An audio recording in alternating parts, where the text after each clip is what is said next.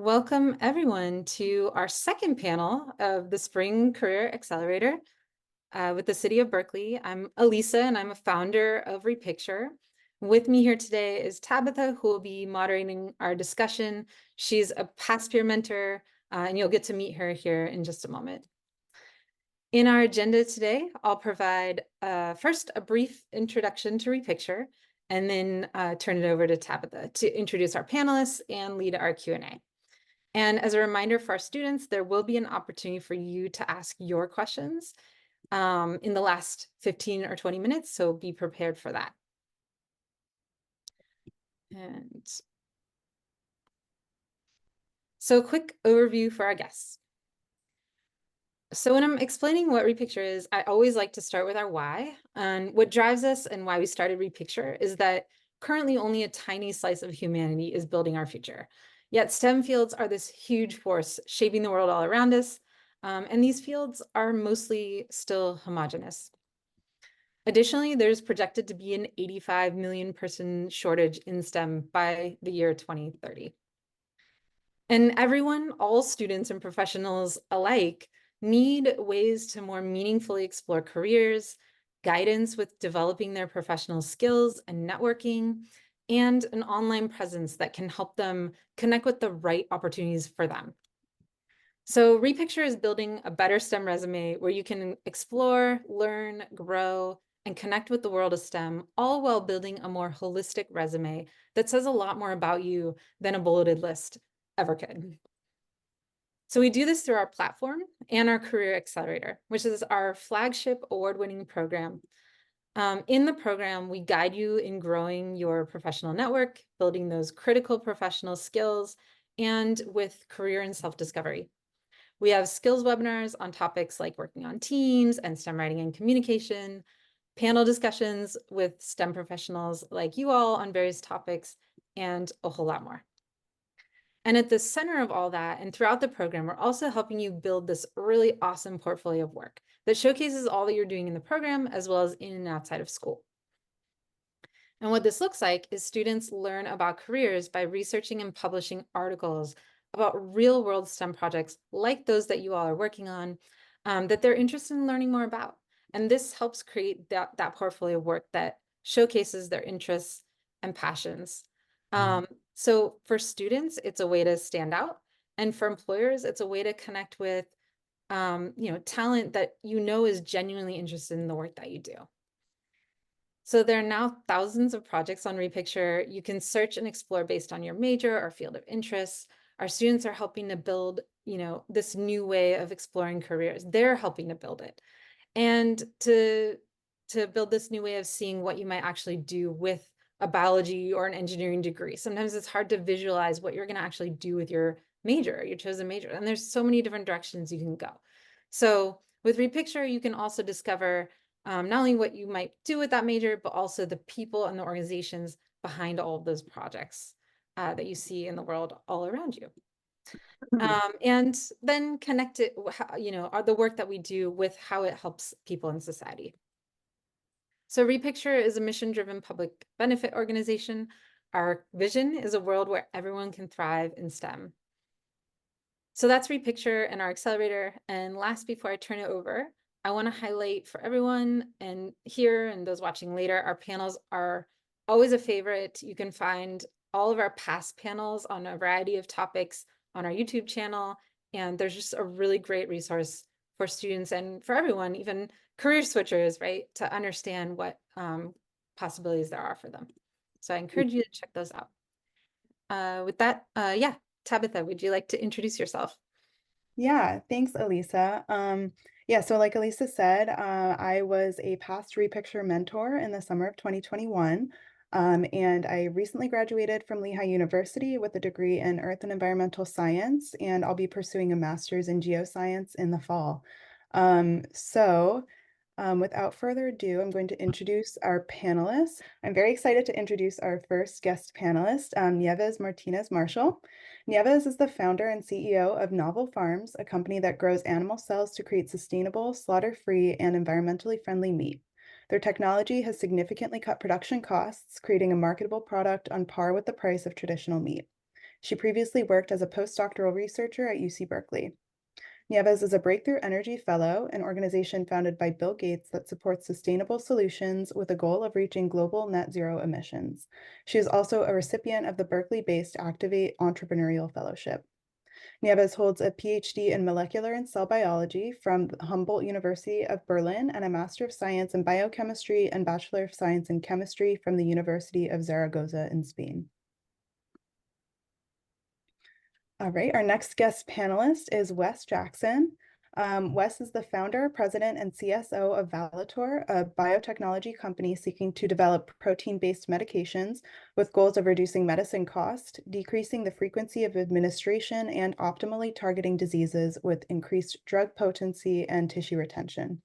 Currently, Valitor is specifically targeting vision-related diseases, but their technology can be used in a myriad of ways, from cancer treatments to treating joint diseases. Before Valitor, Wes was a non-clinical study director at Endo Orthopedics, a staff scientist at the Henry M. Jackson Foundation, and he conducted postdoctoral research at the National Institute of Health. Wes received a PhD and a joint program in bioengineering at UC San Francisco and UC Berkeley, and a Bachelor of Science in bioengineering from UC Berkeley. And our last guest panelist is Sasha Howes. Sasha is a manufacturing science and technology engineer at Upside Foods, a cell-cultivated meat company. Upside Foods was the first company of its kind and is building the largest cultivated meat center in the world. Previously, Sasha worked as a process development engineer at Orbillion Bio, another cultivated meat company. Sasha also has experience applying biotechnology in the pharmaceutical industry. As a technical development engineer at Genentech, she became an expert in cell culture and contributed to transformative medical research. Aside from her work in engineering, Sasha has served as the lead for several diversity, equity, and inclusion groups. Sasha received her Master of Science and Bachelor of Science in Biological Systems Engineering from Virginia Tech. All right, so once again, I just want to thank all of you for being here today so we can hear your stories. And I think the first great general question is, how did you get to where you are today? So, what influenced your direction and why did you choose to enter the field of biotechnology? So maybe Nieves, if you want to start us off. All right. Well, I will say I decided to become a scientist when I was a little girl, and I was watching these cartoons. They're from a French cartoon series. There's like the explain how the body works inside and what antibodies are and like how the body functions. And I was fascinated by it. So I wanted already in high school. I just studied physics and chemistry was my favorite subjects. And then I decided to study chemistry because I thought, okay, everything is made out of molecules. So it must be, whatever I study is going to be useful for everything. So that was my mindset when I was a teenager. And then I also wanted to dedicate myself to research because I found fascinated how, discovering new knowledge and like finding out, like I wanted to know how everything we know about the cells, how do we know those things? So that's why I wanted to do a PhD in molecular and cell biology. And I wanted to dedicate my life to science and just making discoveries and all those things. But then later towards, my end of my my PhD and my postdoc, I realized that I was doing a lot of experiments and, I wanted to be closer to the application of what I was doing. I wanted to see the effects of the science in the real world. And then is when I realized that I wanted to get out of academia and do something more where I could see, make an impact more, closely. And that's when I decided to exploring different options and I ended up starting a company. So, but that's like a more kind of like twisted way. I'll explain later, maybe. Great, thank you. Yeah, it's funny how something as simple as a cartoon can influence your whole life trajectory. But yeah, thanks for sharing. Wes, if you want to continue. Yeah, so I originally wasn't planning to go into biotech. I was interested in engineering, more on the mechanical engineering side, but I also had an interest in medicine, potentially being a doctor. So without having to decide one way or the other, I found out about this major called bioengineering. So it was a little bit of a merge of both the engineering and the biology. While I was in the program, I did an internship when I was like 19 years old at a very early stage medical device company. I think I was the 8th employee in, so I got to experience what it was like being in a small company, everyone wearing multiple hats, pulling in the same direction. Really fell in love with that. So I was really more in the direction of medical devices, a little bit of tissue engineering.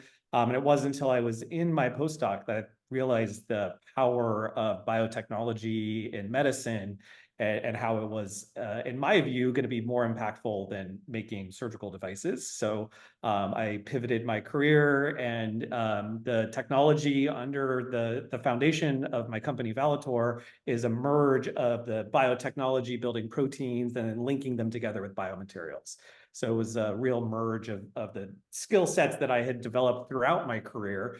And that's what was my on-ramp into biotechnology. And I've been working in this space for about 15 years now and really enjoying it. Awesome. Thank you so much. And then Sasha. Yeah, thanks. Love hearing everyone's stories as well. I think I've also been on kind of the nonlinear path, is my favorite way to put it. And ever since I was growing up, I've always been very passionate about sustainability. Like wrote essays that got published in 7th grade because I was angry about deforestation and things like that. And I actually didn't want to be an engineer. I'm from a family of engineers. My dad I'm 3rd generation from electrical and mechanical. And I was like, that job looks boring. I don't want to do it. And so I went to a solar decathlon, which is when it was hosted in DC, and it was building net zero energy homes. And I was so enthralled by that. I thought it was such a great way for sustainability and all the art. So I applied to be an architect. And then in my senior year of high school, I was in a program not unlike this, and found I enjoyed the math a lot more than I actually wanted to. And so I went to school for engineering, and this was at the height of the biofuels craze. And so I went into biological systems engineering for that reason. I was like, I'm going to solve the fuel crisis. A year in, that crashes. And so I go into agricultural waste product evaluation to help make dairy farms more sustainable, and did that for my master's. And then right at the end of it is when CRISPR technology came out. And CRISPR, for those of you who don't know, is one of the most powerful gene editing technologies that we've ever seen. And that really revolutionizes what we can do in biology. And so I wanted to go into medical and see what happened. So I came all the way out to California to Genentech, which is one of the first companies to commercialize biotechnology as a way to make protein drugs, and learned everything there. And then I got to merge my favorite things, which is food and bio, back together with cultivated meat. And so now is a field that's brand new. And that's why I've been at Orbillion and now Upside, trying to make that a reality. It's something new and exciting, and really brings me back to my roots. Thank you. Yeah, it's funny how you resisted becoming an engineer. It almost seems like it was meant to be in the end. I like how you phrased that. You liked more than you wanted to. So I'm curious, what does your day-to-day look like a day in the office? Sasha, if you want to start us off this time. Yeah, actually, right before this, I was on the manufacturing floor. So if any of you have seen a manufacturing floor for biotech before, it's a lot of big steel fermenters and tanks and a lot of piping going around, and everyone's wearing a lab coat, and in our case, hairnets because we're food. And I was starting a sterilization process for a run that we're about to do. And so that was an hour ago. And before that, I was in meetings discussing data that we've evaluated from various assays to figure out what we should do next. And before that, it was in the lab doing a small scale version of what I'm doing in the plant. So my day-to-day is a lot of taking my laptop into 3 different rooms and saying, looking at my bioreactors and asking my cells, are you happy? What do you want? What do you need from the instrumentation? And then talking to my coworkers about, this is what we should do based off of my understanding of the fundamental biology, and then going and checking out the plant and translating that into a big scale. And so it's a lot of wearing different hats, as Wes said, and then just a lot of fun of using the fundamental science that you learn in college and all the things that you've learned since college and how to apply that in a collaborative way. Awesome, thank you. Nieves?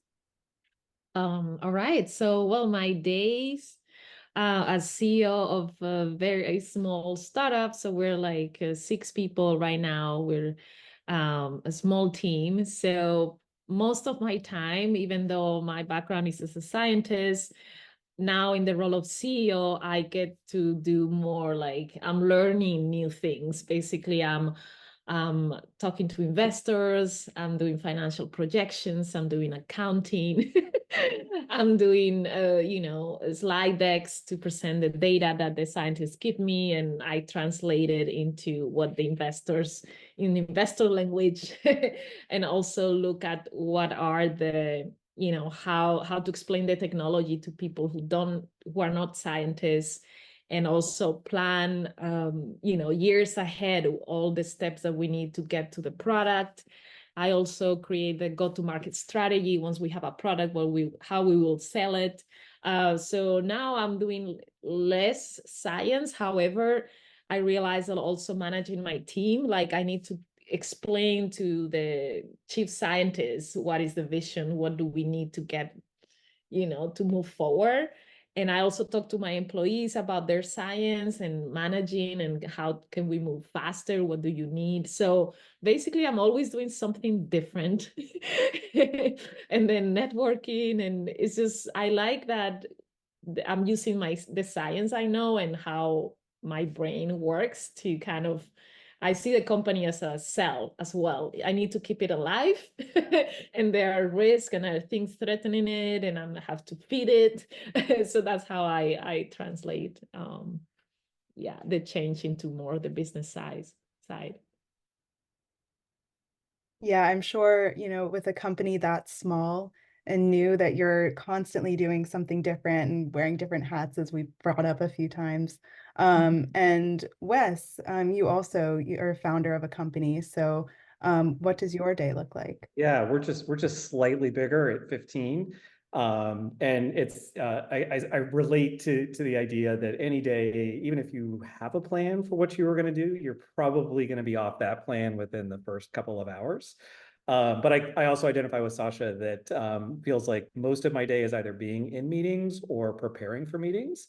But the preparation and the discussion that you have during the meetings is often very interesting to not only get to work through data that you're providing your interpretation to, but also then bringing that to a group where you're then able to debate, look at other interpretations, see what conclusions we can come to with consensus.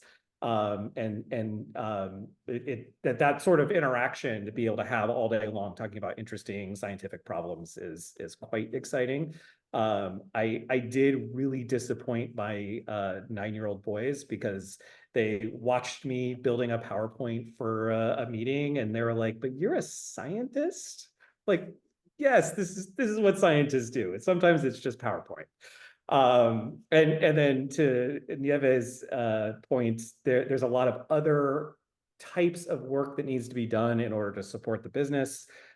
Being able to figure out budgets, being able to figure out a marketing campaign, how to talk to investors. But underlying all of that is the scientific knowledge and the basis, that foundation of science and biology that you're bringing into each of those subjects. So you're never far away from the science, even if you're doing some more mundane tasks associated with keeping the company alive.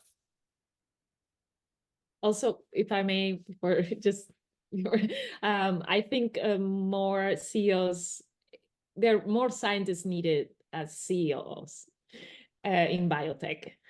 I think it's not just business people, because I think the science, making the decisions for the company and how the science is going to progress, you need to understand it and merge it with the business. So I think it's useful. Sorry. Yeah, no, I think that's right. And I think a lot of times the MBA approach is very transactional with businesses. You're creating transactions, you're buying, you're selling, and the scientists are the ones who are building. And I think that's a big difference in how these companies are run. Yeah, that's like very interesting insight. And I definitely agree that, the scientific perspective can be used in so many different ways that you wouldn't immediately think of. Um, so another question that I have is, has anything surprised you about your career? And is it different than what you imagined it would be when you were studying in school? Wes, if you want to start us off. Yeah, I mean, I think the translation out of learning in the classroom and then applying that knowledge in the laboratory setting is really pretty stark. That you're going from learning out of a textbook to going into science where there are no answers, and you're creating that new knowledge, and the process of learning how to build an experiment, how to analyze the data that comes out of that experiment, and then iterate is pretty fun when you actually get to start doing it.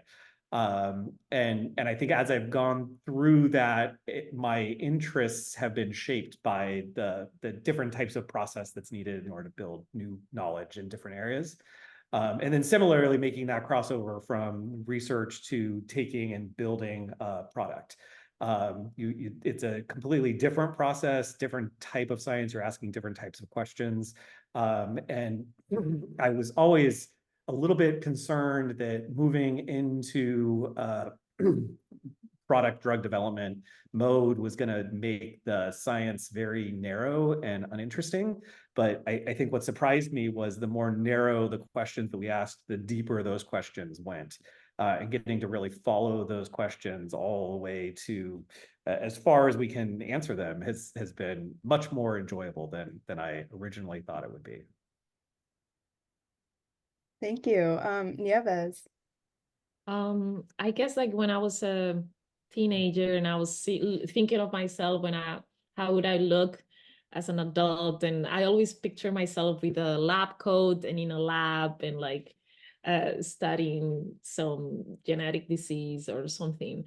I realized that coming towards the end of my postdoc, I also heard a lot of people talking about working at corporations or like pharma companies, that they were not as happy because they were doing something very particular. The decisions were made by someone else. And I realized that, oh, maybe that's not the vision that I wanted. So now starting a company, which there's a lot of R&D, I realized this is, yeah, you get to, fund the research, but it's also your company. So I see that is also something that I never thought I would do. So that's the biggest surprise in my life.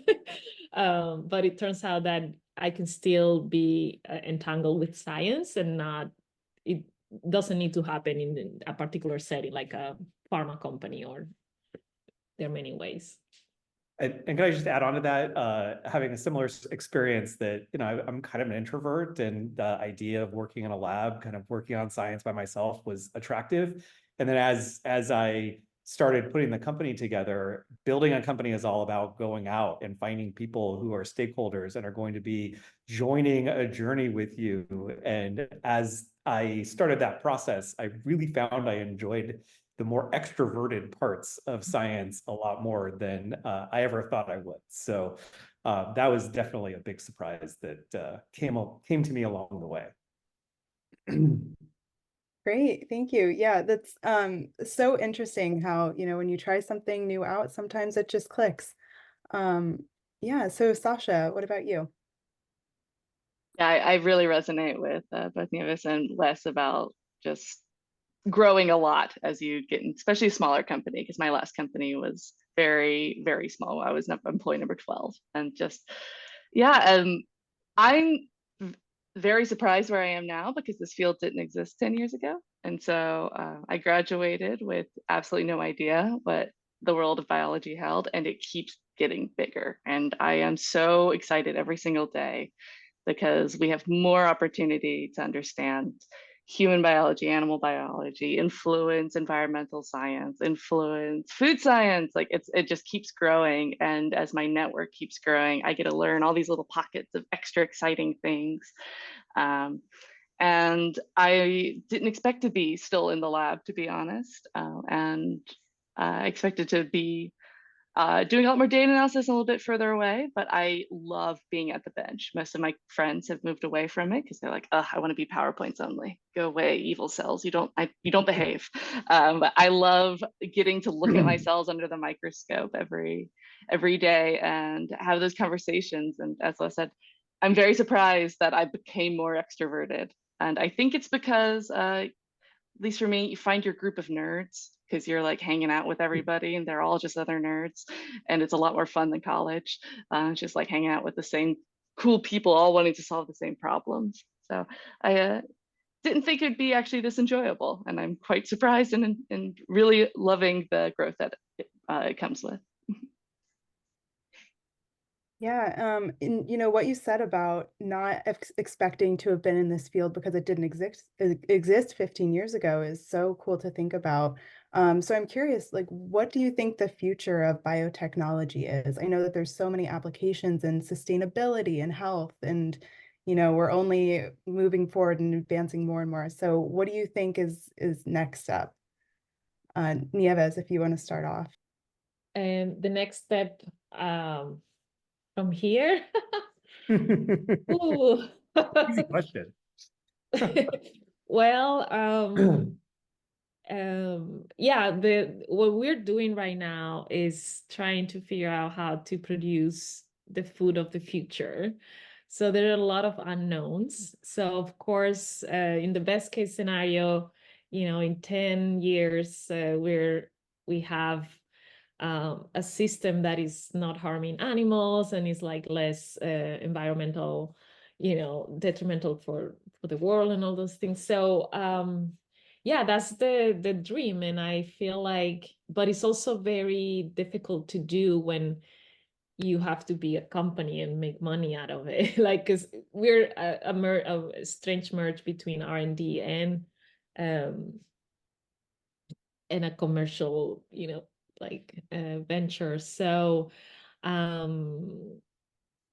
we're gonna keep working on it and then get as far as we can and like hopefully deliver a product soon so that people can enjoy. And you know, like in 50 years people are not drinking like a slurry of puree out of beans or something. I'm just very concerned about the future of food and also the climate and everything. So yeah, everything that we're doing right now is kind of going toward mitigating that. So yeah. Yeah, definitely. I think that that is the future in so many fields, is figuring out how to mitigate the climate problem. So yeah, Sasha, what do you think, either within your field or just in biotechnology in general? Oh yeah, I have so many lofty dreams for bio, and I think there's a lot of opportunities in it. I mean, just in the past 2 years, seeing the uptake of gene therapy as a viable thing, I think we will actually eradicate diseases before they become debilitating for people. I think we will have, I mean, we figured out a vaccine for COVID-19 and under record times. I think we will continue to understand vaccination as a protocol for treating human disease and hopefully animals. One thing I didn't even consider when I was in college is now there's options to be an astrobiologist, where you're looking at biological systems in the galaxy and other planets. And so one of the wild ideas I have for cultivated meat is we want to go to Mars and you're going to need food. And if we can grow in a bioreactor on a spaceship as you go to Mars, that's now a food source. We can't take a cow. And so I think there's ways of solving food crises, health crises, and various and just exploring even further than we've ever gone. Very Star Trek nerd here. And just, I think it's going to continue growing in terms of scientific opportunity, even if the economic opportunity seems limited now. Yeah, I love that idea of, I never would have even thought that the cultivated meat industry could, contribute to something like that, like starting a new colony on a planet. That's awesome. Hot plug, go to NASA. They actually have these, like, there are people who do like research on like how to grow plants in zero gravity environments. It's wildly cool. Oh, that's so cool. Yeah, if you have a link or something, drop it in the chat. I'm sure that people would love to check that out. Yeah, Wes, and you're more, in the pharmaceutical field, so I'm sure you have a lot of knowledge on, how we'll use this for in the health field in the future. Yeah, and I think just in general, we're at such the emergence of what the potential of biotechnology is. And, speaking of Genentech, right at the forefront of being able to build the biotech industry and make the initial products that were useful in treating disease. Just in the, I don't know, 40 years since the first drugs were available, the leaps that we've made and what we're able to treat and how we're able to treat them, just with iterations on that initial technology is pretty mind-blowing. And then I heard gene therapy getting mentioned, and it's true. I think there's real opportunities to create these curative diseases that are not treating them but actually eradicating them. And CRISPR earlier was brought up, and I think we're just learning ways that we're able to incorporate that into cures, or to improve different strategies for treating disease. And I think that's a great example of how at the front end of the industry we are, where CRISPR was discovered less than 10 years ago. I don't have the dates quite right or in my head, but 2013. What's that? It was 2013 because I was in class reading the paper the week years. it came out. But in that just that opened up a new floodgate of different opportunities for people to be able to manipulate the biology, and we're still kind of backfilling what that technology can be used for, and we're just going to continue seeing these leaps ahead that enable new ways to manipulate biology for a variety of different industries, not just in health, but in food tech and synthetic biology.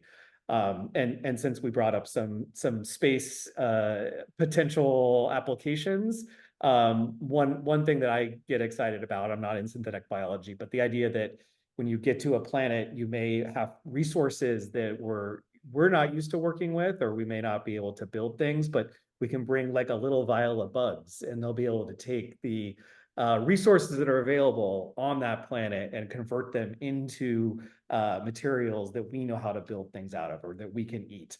And I just think that that's a really exciting prospect for what we're going to need to actually leave this planet and go elsewhere in the solar system.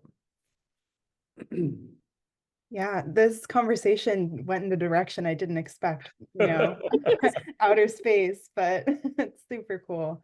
And we brought up CRISPR a few times, and I know that there's a lot of ethical questions that have been brought up in biotech in the past, thinking about cloning and genetic modification.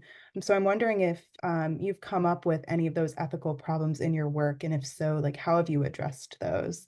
Sasha, if you want to start. Yeah, it's a very big question, and it's very interesting. So for those of you who don't know, when the emergence of biotech existed in the 1970s, as mentioned, Genentech was one of the founders, and there's a lot of PhDs and a lot of great scientific minds.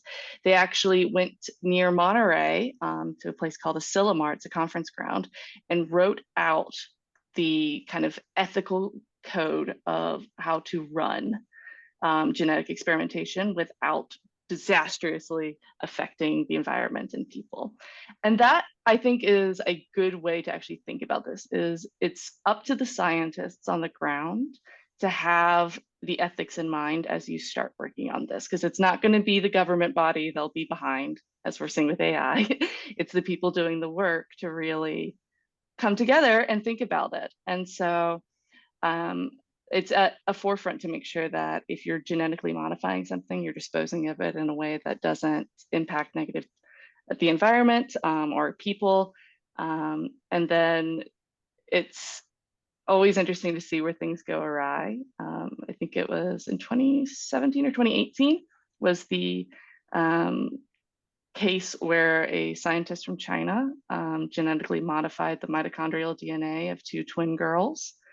And that case, if you haven't seen it, I would go look it up. I'll see if I can find a link after this as well. Is it blew up the genetic engineering market, because it was exactly the question of who makes the call and what can you do to prevent disease, and where is this kind of like ethical limit? And there's no clear answer for everything.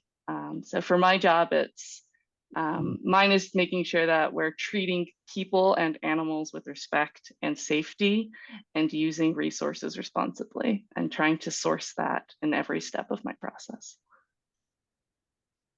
Yeah, absolutely. That's such a great, ethical code to go by. Wes, what about you? Yeah, I don't have too much more to add. I think it is a testament to the people who are in the field that I think there is a lot of respect for the technologies that we're working with, and a lot of thought that's put into what are the unintended consequences, and trying to think about those before those consequences are going to be problematic. I think, speaking of the case in China, there's always going to be bad actors in any industry, and I think it's important that the part of thinking about the ethics and what could go wrong is then how do you deal with the things that do go wrong, either intentionally or unintentionally. And I think it's a great aspect of the field that there's a lot of thought that gets put into that, people whose job it is just to be thinking through the unintended consequences and making sure we're aware of them. Yeah, and Nieves, do you have anything else to add? Well, I would only add that, for instance, in the case of GMOs or cultivated meat or vaccines, I think the critical aspect is to educate, the layman, like people who don't understand science or biology, educate and explain what are the pros, the cons, and everything, so that people can make the decisions.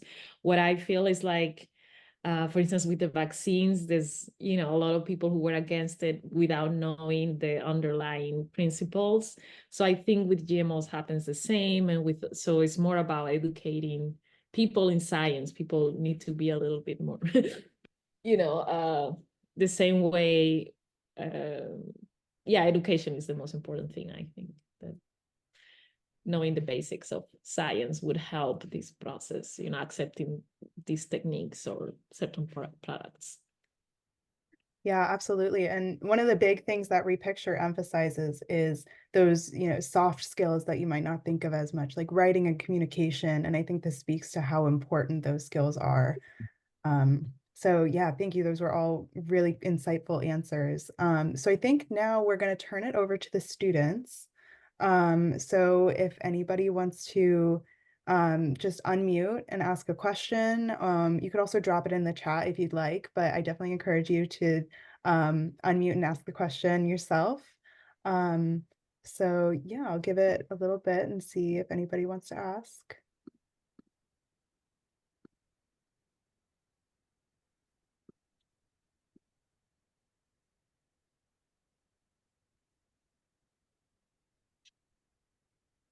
I see a hand from Ari. Yes, Ari, go ahead. I think I have a few questions. Wait, I'm outside, sorry. I have 3 questions. Yeah, go ahead. So, what kind of pathway do you think would have made it easier to reach where you are? Like, was there a major in college or like a location to be in that you think would have made it easier to like get to where you are? Like, this applies to everybody or anybody.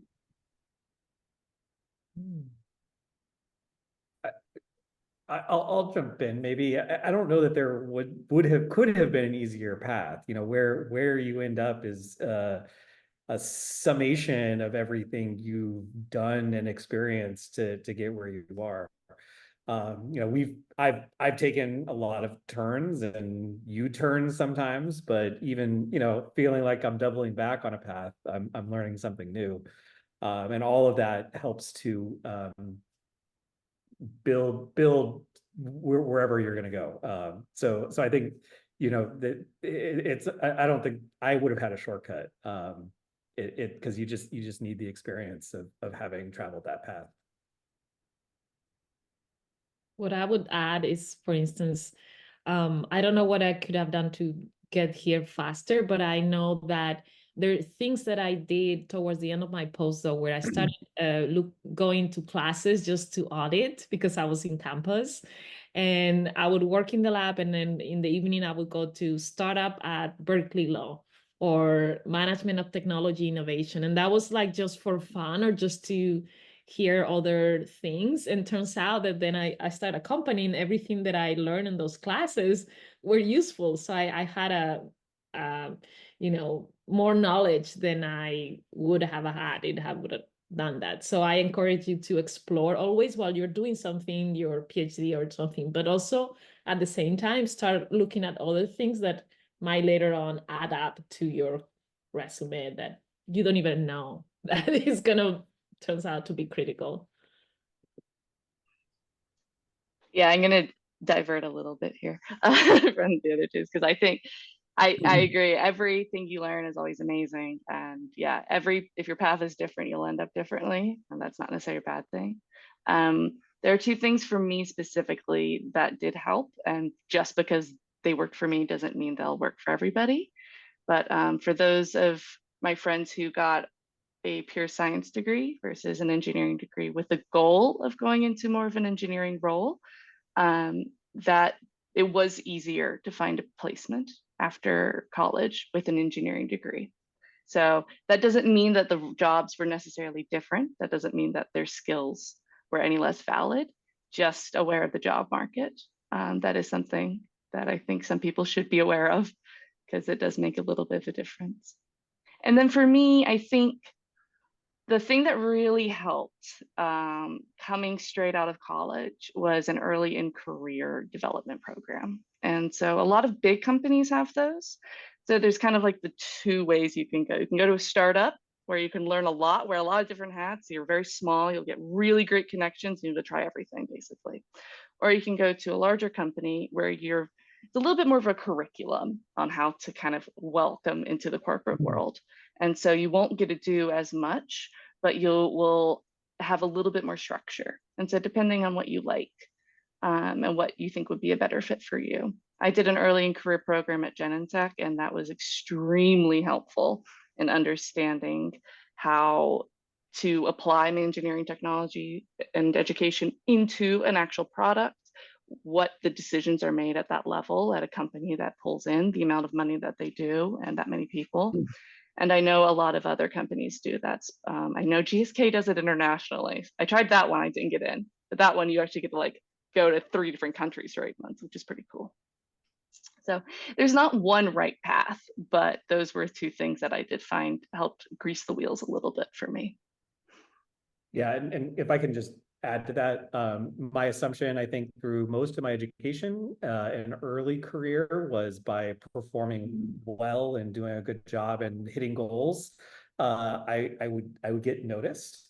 And what I wished I had done sooner was get better at networking, because it doesn't matter how good you are at what you do, if you're not meeting people, nobody's going to know who you are and what you do. So I was glad to see on some of the early slides, networking was highlighted, and I will just put my vote in behind that as being very important. Don't underestimate it. Awesome. And Ari, did you have another question?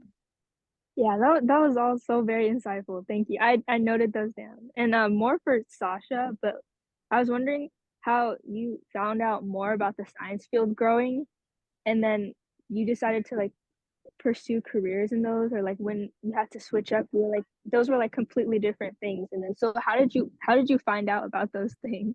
and then decide to pursue it? Are you talking about my transition from like architecture to engineering, or like field of like ag to like biopharma? All, all three of Both, those. all of the things, yes.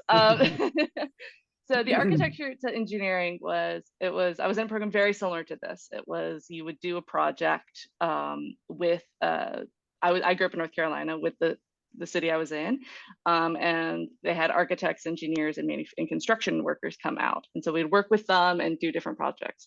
And that was just me playing with things and really thinking about, how do I like to solve problems?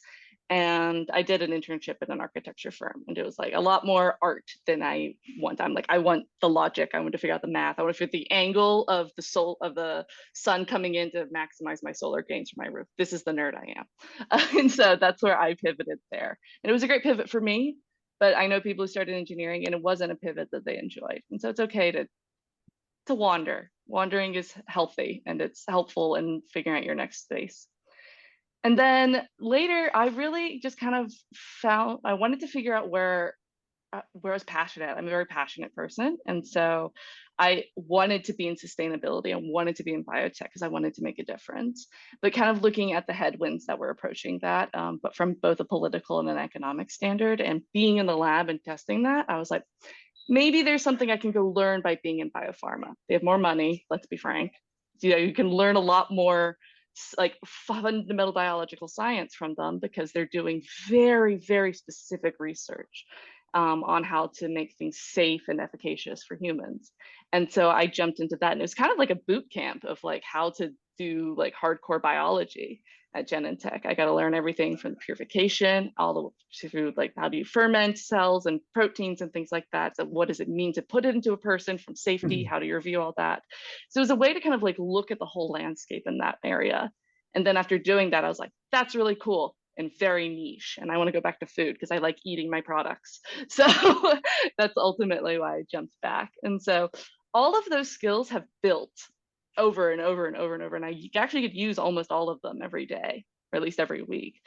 So it wasn't like I lost something, but getting to constantly learn helps me feel engaged, and it helps me feel like I can contribute to those around me. And the best people to work with are the ones who are creative and constantly want to learn. Did you just end up applying just to see? Yeah, actually. So specifically for Upside, I've been watching them for a little bit. And so there was a pivot point in which I was like, I have enough experience at Genentech to be useful, to be frank. I was like, I'm at an engineering point in which I can run my experiments, I can present on them, I can design programs and things like that. And I was leading teams at that point as well. I ran a women's professional team, and I was running a novel technology team of 12 people and training them. And I was like, okay, now I have the set of skills that I want to learn from these experts. And then started looking around the field and was watching Upside. I'm like, I think you've got enough like behind you now. You're not just kind of like a phase. And then decided to jump when it was good for me, but also good for them. And that's kind of where I think keeping an eye of what biotech is doing as a whole is really fun, because you get to see like gene therapy, I would have never considered as an actual thing that you can do, but that's a real thing now. And so you can see like, what skills are they looking for? Does that vibe with what I want to learn? Can I learn where I am now? Can I go audit classes? Can I ask the people I sit with to teach me more? Can I go to friends? And I sit with my friends who do like all sorts of crazy stuff in biopharma right now, and I learn from them. So it's just a way to kind of keep your finger on the pulse of what's out there, and then follow what you're interested in. Thank you so much. Sure. Yeah, I'll put a plug in for wandering. It's maybe a challenge to figure out how to jump between different fields or different jobs, and it's a lot more work, but you learn a lot more skills along the way, and you find out what you like doing. And if you're always kind of constraining yourself to one path, then you don't realize there may be something right over here that you really love doing. So you've got to kind of wander until you find the path that maximizes the stuff you like doing. Awesome. So we have a question in the chat from Sabrina. She's wondering, what advice would you give somebody who wants to be a chief science officer or director of research in a biotech? Is that to me? I think that's to anybody who can answer.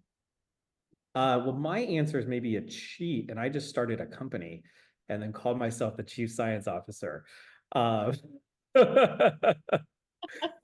I think in general, the scientific curiosity that you're always willing to learn new science and learn to think about science cross-functionally and look for trends between different scientific questions.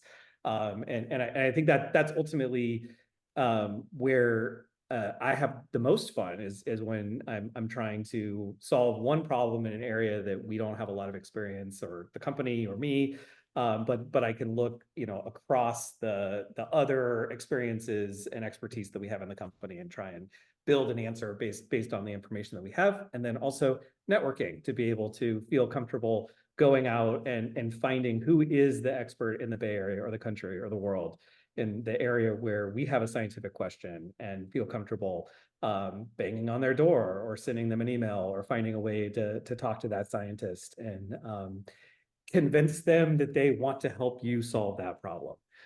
So it's I think combination of both curiosity and confidence to be able to go out and find experts and interact with them. Great, thank you. Does anybody else have anything to add, or oh, Lindsay has a question as well. All right, yeah, Lindsay, if you want to ask your question, that would be great. Yeah, just probably a little quicker. Last questions, one for Wes, and then kind of also one for Nieves. But it's more specifically on like what your company is specifying in. Like,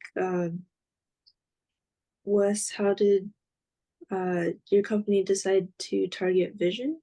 And Nieves, how did your company decide to focus more on pork to start? Yeah, that's a great question. And I think the basic technology that we had was could be generally applied not only in medicine, but in a variety of different applications that require proteins to provide a function. And it really wasn't necessarily a scientific question that we then had to answer. It was a clinical and market question to really understand, with this technology and all the different things we could use it for, where could we make the biggest impact? Where is the biggest problem in medicine that we can solve? And what indication area are doctors going to be most enthusiastic about the problems that we can solve? So it was a lot of understanding the science, understanding what we could do with it, but also going out and talking to clinicians in a variety of different fields, talking to business development people at different pharmaceutical companies, as well as investors, to understand where the technology was going to have the biggest impact. So it was a really interesting merge of the science as well as the commercialization potential that helped us prioritize how we were going to tackle different areas, and ophthalmology just rose to the top as the one that we were going to make the biggest impact in. So we focused there. All right. So in our case, so basically it's like, why are we doing what we're doing? So we started the company in 2020, and it was mainly because I was looking into cultivated meat, and I realized that most of the companies were doing ground products or chicken, which is the texture is easier to replicate. And I realized that, like, I was like, why is that? And I realized that scaffolding, or like the support for the cells to grow in a three-dimensional structure, was not easy to make a scaffolding product that is inexpensive enough to make a food product. So that's how we started the company. Let's make scaffolds for cultivated meat and make structured products. And the reason why we're doing pork, well, that was more like I realized most companies were doing beef or chicken and not many people were doing pork. And I realized that if we're doing cultivated meat and growing any type of cell we want, let's do the best ones that are available. For instance, I'm from Spain, and in Spain, there's this Iberian pig and has the best genetics and the best kind of pork meat. And that's why we decided to kind of go to market with something more special than just regular pork, and also link it to my background. Yeah, another way to put it maybe is to do the thing no one else is doing. And it's Exactly. harder, but if you think you've got the technology to get where no one else is, then you'll have a successful product. All right, thank you, Lindsay, for your question. And thank you to everybody who asked a question. We only have a few minutes left, so we usually like to end on the question. If you could go back in time and give yourself one piece of advice when you were, in high school or college, what advice would you give your former self? Anybody can start. I can do it because this is one I wouldn't change the advice because it's one I got, and it was the very first day of college, which is define what success means to you, because that drove more than anything, because everybody else is trying to chase perfect grades or a certain salary or a title on a timeline or anything. And finding out what makes me happy at the end of the day, what makes me feel satisfied with how I'm spending my hours, mattered more than meeting any of those arbitrary things. So define what success means to you. For me, I would say I would tell myself to trust myself more and be more confident. I would have saved a lot of time. But that's pretty much it. Yeah, and I agree with both those, but my little spin on it is to tell myself there's no like right path to take. It feel like you're always like, in high school, it's just grade to grade to grade, and then once you're in college, you've got all these opportunities, and even more when you're out of college. And there are definitely easy paths, but having confidence in yourself that you can follow a path on areas you're interested in following and taking and exploring areas that are off the beaten path, are what's going to bring you into a career where ultimately you're doing the things you like to do. And it takes confidence in yourself to do it, but it's worth it in the end. Well, thank you so much. Those were all great answers, great pieces of advice. And thank you again for joining us for this panel today. I'm going to turn it over to Elisa to do our final goodbye and sign off. So yeah, Elisa. Oh, you're muted. I just read that. Yes, thank you. Thanks, Tabitha, for moderating the panel. And thank you to Nieves, Sasha, and Wesley for coming today and spending your time. I know your time is super valuable, and I know you're very busy. So I really, really appreciate you coming and talking to the students. All of the students do as well, I know. So I'll speak for them here. And I just want to highlight a couple of the things that you said really quick. Nieves mentioned always keep exploring and try different things. You never know, things that may seem unrelated to what you're doing. You follow, do things that you like to do, you enjoy to do, and you never know when that's going to be valuable for you later.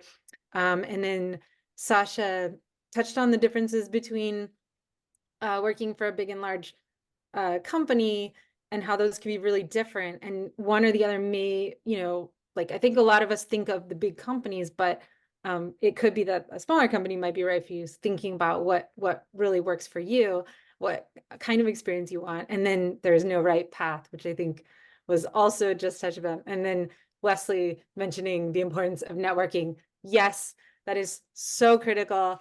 Like, we all need to be doing that in college. And I think a lot of students, I know, because this is what I've spent my last 10 years working on, right?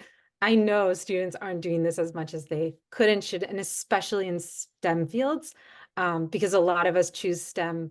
I think it was talked about today because we think we're going to just be in a lab and we're introverted, a lot of us, that we're going to just be working on it. That's just not how it is in the world of STEM. So, so yeah, networking, all of those things. So thank you again, everyone, for joining us.